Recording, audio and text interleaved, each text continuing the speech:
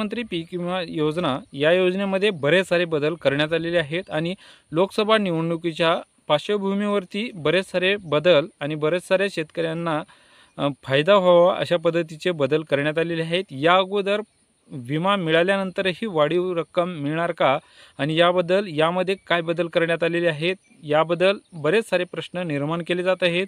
याच माध्यमातून यामध्ये कुठल्या प्रकारचे केंद्र शासनाच्या माध्यमातून बदल करण्यात आलेले आहेत याबद्दल थोडक्यात जाणून घेण्याचा प्रयत्न करणार आहोत। नमस्कार, मी गोविंद झरे, तुम्ही पाहतात माझा आवाज हा चॅनल। तर मित्रांनो, या पीक विमा योजनेमध्ये नेमके काय बदल करण्यात आलेले आहेत याबद्दल थोडक्यात जाणून घेऊयात। सर्वप्रथम पीक विमा योजनेमध्ये या अगोदर काही फ्रॉड होत होते। यामध्ये शेतकऱ्यांच्या नावे अर्ज भरून खाते नंबर मात्र जे काही CSC केंद्रवाले आहेत किंवा जे काही प्रतिनिधी फॉर्म भरत आहेत ज्यांच्या सेंटरवरून त्यांच्या माध्यमातून त्यांचे स्वतःचे खाते नंबर टाकून शेतकऱ्यांच्या खात्यावरती न येता त्यांच्या खात्यावरती जी विमा रक्कम भरली जात होती याच्या माध्यमातून तशा प्रकारचे फ्रॉड होऊ नये यासाठी यामध्ये काही बदल करण्यात आलेले आहेत। त्यामध्ये महाडीबीटीच्या माध्यमातून शेतकऱ्यांच्या खात्यावरती ही रक्कम देण्यात येणार आहे असे या माध्यमातून यापूर्वी यामध्ये बदल करण्यात आलेले आहे। याच माध्यमातून यामध्ये आता नवीन बदल म्हणजेच यासाठी जे काही केंद्र शासनाच्या माध्यमातून बदल करण्यात आलेले आहेत यामध्ये या नुकसान भरपाईपोटी वाढीव पीक विम्याची रक्कम नुकसान भरपाईची रक्कम मिळणार अशीही यामध्ये सांगण्यात आलेले आहेत। कृषी विभागाच्या माध्यमातून अशी माहिती त्यांच्या माध्यमातून माहिती सांगण्यात आलेली आहे।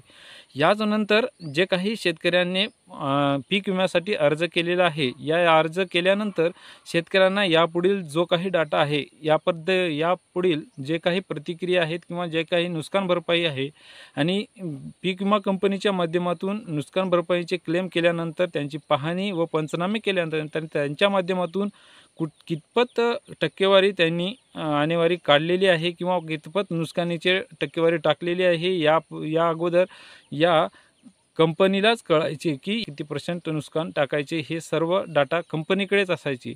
आता यामध्ये या मागील काही दिवसापूर्वीच यामध्ये बदल करण्यात आलेले आहेत। आता हे बदल सांगण्यात आलेले आहेत। हे बदल अगोदरच करण्यात आलेले आहेत। याच माध्यमातून डाटा शेतकऱ्यांना पाहायला मिळणार आहे आणि हा डाटा PMFBY या वेबसाईटवर जाऊन स्वतःचा जो काही रजिस्ट्रेशन नंबर किंवा अर्ज क्रमांक असतो तो अर्ज क्रमांक टाकल्यानंतर त्यामध्ये रक्कम कोणत्या पिकासाठी आणि कितपत तुमचे नुकसान झालेले आहे, तुमच्या खात्यावरती किती रक्कम देण्यात आलेली आहे हे सर्व डाटा डिटेल या PMFBYच्या वेबसाईटवर जाऊन तुमचे अर्ज क्रमांक टाकल्यानंतर यांची सर्व माहिती आता केंद्राच्या माध्यमातून असे आदेश देण्यात आलेले आहेत। यापूर्वी ही जो काही डाटा आहे नुकसानीचा डाटा किंवा कोणत्या पिकासाठी किती रक्कम आणेवारी करण्यात आलेली आहे, किती % क्लेम केल्यानंतर पंचनामे केल्यानंतर किती % आपल्या नुकसान भरपाई देण्यात आलेली आहे हे अगोदर या शेतकऱ्यांना कुठल्याही प्रकारचा डाटा यांच्याकडे किंवा माहिती यांना मिळत नव्हती। आता ती PMFBYच्या वेबसाईटवर गेल्यानंतर यामध्ये कुठल्या परिस्थितीमध्ये कुठल्या प्रकारचे नुकसान झाले आहे आणि यामध्ये किती टक्के नुकसान किंवा किती रक्कम आपल्या खात्यावरती येणार आहे आणि किती टक्के नुकसान आपल्याला मंजूर करण्यात आलेले आहे याबद्दल सर्व डिटेल यामध्ये देण्यात येणार आहे। याच माध्यमातून आपल्याला सर्व माहिती या PMFBYच्या वेबसाईटवर गेल्यानंतर ही माहिती मिळणार आहे। याचनंतर जो काही पीक विमा आहे तो या अगोदर बरेच सारे फ्रॉड करण्यात आलेले आहेत। यामध्ये आता बऱ्याच साऱ्या शेतकऱ्यांचे म्हणणे आहे की हा पीक विमा फक्त कंपन्यांना मोठं करण्यासाठी आहे आणि शेतकऱ्यांना मात्र अग्रिम 25% रक्कम किंवा 5,000 4,000 रक्कम देऊन आणि ती पण काही जिल्ह्यातील मोजक्याच 10% 5% लोकांना देऊन ते बाकीची रक्कम कंपनीच्या माध्यमातून कंपनीला मोठं करण्याचं जात आहे असेही बरेच साऱ्या शेतकऱ्यांचे म्हणणे आहे आणि हेच म्हणणे खरं आहे असं वाटते। कारण की या 2023 शेतकऱ्यांचे अतोनात नुकसान होऊनही यामध्ये जवळपास कंपन्यांना 600 करोड रुपयांचा फायदा यामध्ये झालेला आहे। मात्र शेतकऱ्यांच्या पोटी 10% 5% लोकांना अजूनही त्यांच्या प्रतीक्षेत हा पीक विमा मिळण्याच्या प्रतीक्षेत आहेत। त्यामध्ये हिंगोली जिल्ह्याचा समावेश आहे, काही नांदेड जिल्ह्याचा समावेश आहे। असे बरेच सारे जिल्ह्यातील बरेच सारे शेतकरी अजूनही यांच्या प्रतीक्षेत आहेत आणि त्यांना अद्याप देखील पीक विमा मिळालेला नाही। याच माध्यमातून जे काही पीक विमा मिळणार असेही जे काही मंत्री आहेत त्यांच्या माध्यमातून आम्ही इतक्या करोड लोकांना इतके करोड रुपये वाटप केले असे त्यांनी छातीठोकपणे सांगत आहेत. मात्र शेतकऱ्यांच्या प्रत्यक्षात खात्यामध्ये किंवा प्रत्यक्षात त्यांना नुकसान भरपाई मिळाली का याची शहानिशा न करता आणि कुठल्याही प्रकारचे अध्यादेश बरेच सारे बदल करूनही कुठल्याही प्रकारचे या अगोदर बरेच सारे केंद्र शासनाच्या माध्यमातून बरेच सारे आदेश देण्यात आलेले होते. तुरंत KYC करण्यात यावी आणि तुरंत या सर्व शेतकऱ्यांना 75% व अग्रिम पीक विमा वाटप करण्याचे अध्यादेश करण्यात आले होते किंवा आदेश देण्यात आलेले होते. या आदेशाला फेटाळून सुद्धा कंपनी पीक विमा देण्यासाठी टाळाटाळ करत आहे आणि याच्यावरती कुठल्याही प्रकारची केंद्र शासनाच्या किंवा राज्य शासनाच्या माध्यमातून कुठल्याही प्रकारची कारवाई या कंपनीवर केली जात नाही.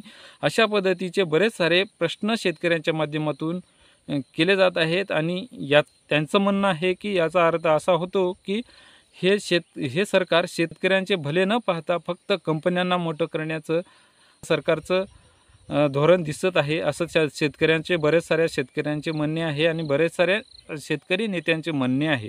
आणि खरंच याच पद्धतीने या सरकारचे वागणे दिसत आहे. असं मी या सरकारवरती टीका न करता प्रत्यक्षात इतर शेतकऱ्यांचे म्हणणे तुमच्यासमोर ठेवत आहे. आणि खरंच बऱ्याच शेतकऱ्यांना अद्याप देखील पीक विमा मिळालेला नाही आणि आपल्या चॅनलवरती बरेच सारे शेतकरी अजूनही अद्याप देखील नांदेड, हिंगोली, बरेच सारे अमरावती अशा विविध प्रकारचे जे काही जिल्हे आहेत आणि अद्याप देखील त्यांना पीक विमा मिळालेला नाही 75% आणि काही जणांना अग्रिमही पीक विमा मिळालेला नाही.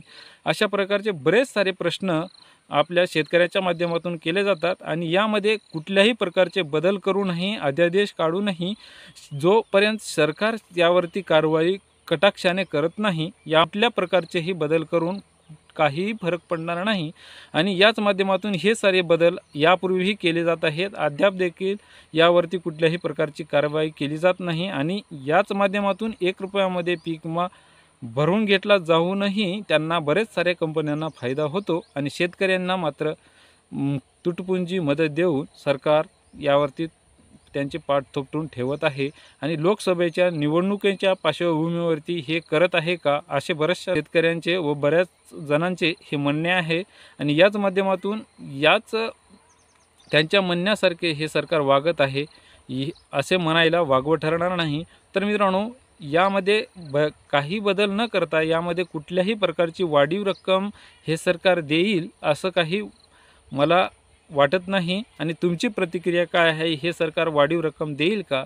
आणि अद्याप देखील काही जणांना अग्रिम मिळाला नाही आणि 75% मिळाला नाही आणि यामध्ये वाढीव रक्कम देण्याचे हे तर प्रश्न दूरच राहिले आहेत.